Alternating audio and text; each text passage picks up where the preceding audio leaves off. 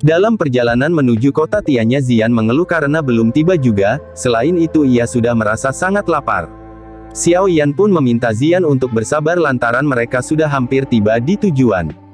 Xinlan menunjukkan peta dataran tengah yang dicatat oleh keluarganya. Di dataran tengah, kekuatan manusia pada dasarnya terbagi menjadi 1 aula, 1 pagoda, 3 sekte, 3 lembah dan paviliun 4 penjuru.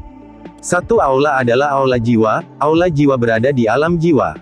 Bahkan di dataran tengah, juga sangat misterius. Sedangkan 1 pagoda adalah pagoda pil, kekuatan yang setenar aula jiwa.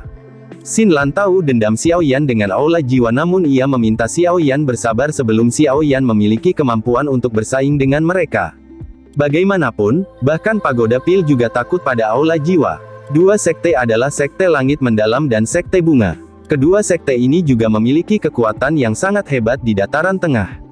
Adapun 3 lembah adalah lembah sungai es, lembah suara, dan lembah bara api. Lembah bara api adalah asal dari 3 perubahan misterius api surgawi. Paviliun bintang jatuh, paviliun segudang pedang, paviliun musim semi kuning, paviliun petir angin kebetulan berdiri di dataran tengah membentuk 4 sudut. Oleh karena itu disebut paviliun 4 penjuru. Kekuatannya juga hebat di dataran tengah. 3.000 langkah petir yang Xiao Yan latih berasal dari paviliun petir angin. Dataran tengah memang tersembunyi banyak sosok hebat. Biarpun memburu seekor monster, juga harus mencari tahu kekuatan keluarga di baliknya. Tentu saja, monster biasa tidak perlu seperti ini. Yang dimaksud ialah monster yang mempunyai kesadaran spiritual. Semua bahan obat telah habis, Xiao Yan merasa harus segera mencari tempat untuk mengisi persediaan. Pegunungan Tianxing sudah terlihat, itu pertanda mereka sudah tiba. Ada begitu banyak kapal terbang, memang layak menjadi kota pertama dalam jarak 1000 mil. Ketika mereka bergerak maju, mereka dihentikan oleh beberapa orang. Orang tersebut menanyakan apakah Xiao Yan dan kawan-kawan tidak mengetahui aturan kota Tianya. Xiao Yan lantas bertanya tentang peraturan itu. Untuk memasuki kota Tianya harus mengantri, hanya master di atas Do Huang yang berhak masuk terlebih dahulu. Mendengarnya lantas Xiao Yan menunjukkan kekuatannya yang berada di Do Huang, tentu hal itu membuat orang tersebut kaget tak menyangka.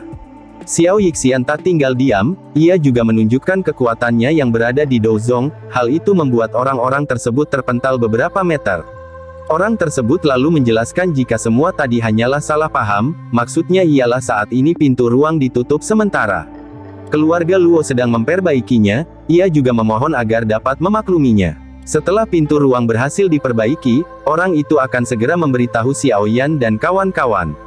Untuk sementara Xiao Yan dan kawan-kawan bisa tinggal di kota selama beberapa hari. Selain itu beberapa hari ini leluhur sedang mengundang Do Zong. Berencana untuk bekerja sama memperbaiki lubang ruang. Pasti akan ada imbalan besar setelah itu. Mereka memutuskan pergi ke kota untuk mengisi persediaan. Di kota ada seorang gadis bernama Luo Xiaoyao yang membuat onar. Gadis tersebut membuat kekacauan dengan menunggangi seekor burung merah besar. Bahkan gadis tersebut memarahi Xiao Yan karena berani menghalangi jalannya. Ia pun melemparkan cambuk ke arah Xiao Yan, namun Xiao Yan dengan mudah menangkap cambuk tersebut dan menariknya yang membuat gadis itu terjatuh. Xiao Yan melakukan itu untuk memberi gadis ini pelajaran mewakili orang tuanya. Gadis ini pun marah tak terima diperlakukan seperti itu dan meminta Xiao Yan untuk bersujud meminta maaf. Xiao Yixian yang tak tahan menamparkan gadis ini dengan keras, bahkan mengancam akan membunuh gadis ini. Dibilang wanita jalang, Xiao Yixian kembali menamparkan gadis ini dengan keras hingga gadis ini terjatuh. Gadis ini berasal dari keluarga Luo, pemilik dari lubang ruang. Leluhur keluarga Luo berada di Do Zong bintang 5. Tak berapa lama datanglah seseorang yang menekan semua orang di tempat itu menggunakan kekuatannya. Orang tersebut adalah kakek dari Luo Xiaohao bernama Luo Cheng.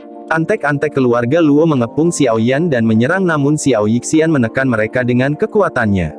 Luo Cheng terkejut melihat gadis muda di depannya adalah seorang Do Zong, lebih terkejut lagi ketika melihat Zian yang berada di Do Huang.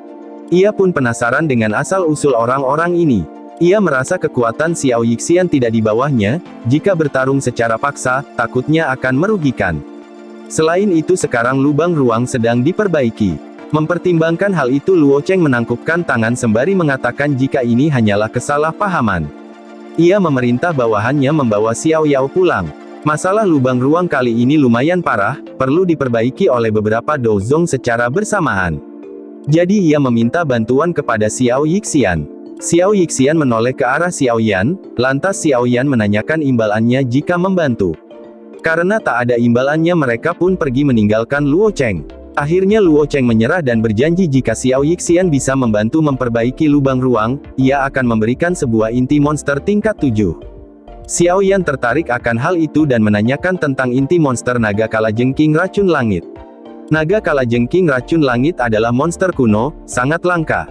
Naga kalajengking racun langit tingkat 7 memang tidak ada, tapi keluarga Luo mempunyai satu tingkat 6. Meski belum sesuai keinginan Xiao Yan, namun Xiao Yan bisa menerima inti monster tingkat 6 itu.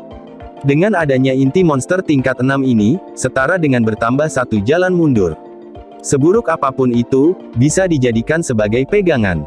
Luo Cheng meminta mereka untuk ikut dengannya, dengan adanya bantuan dari Xiao Yixian ia merasa lubang ruang bisa selesai diperbaiki hari ini. Tibalah mereka di tempat formasi yang mengendalikan lubang ruang.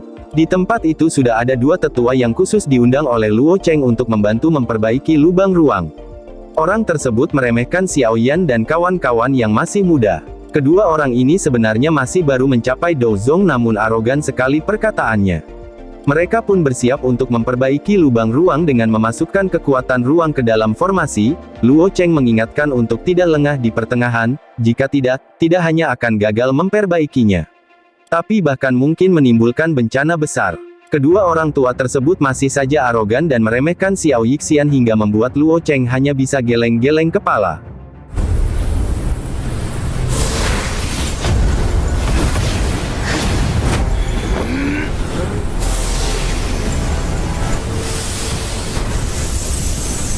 Luo Cheng meminta semua untuk memperbesar kekuatan. Namun ketika formasi hampir selesai kedua orang yang meremehkan Xiao Yixian tadi sudah merasa tidak tahan, orang itu berpikir jika dilanjutkan, takutnya akan melukai sumber kekuatan. Menurutnya sedikit imbalan dari Luo Cheng, tidak setimpal bagi mereka untuk berkorban sebesar ini. Mereka pun akhirnya memutuskan untuk mengurangi kekuatan untuk melindungi diri sendiri. Tentu hal itu membuat Luo Cheng marah kepada kedua orang tersebut. Tak lama kemudian formasi gagal diperbaiki meski Luo Cheng telah berusaha sekuat tenaga mengerahkan seluruh kekuatan. Mengakibatkan formasi ruang tak terkendali, menyeret apapun di depannya ke dalam lubang ruang.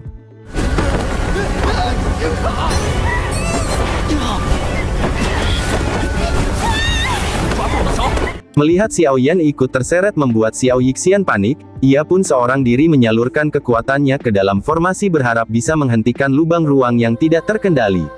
Dengan usaha keras akhirnya Xiao Yixian berhasil memperbaiki formasi ruang yang tak terkendali.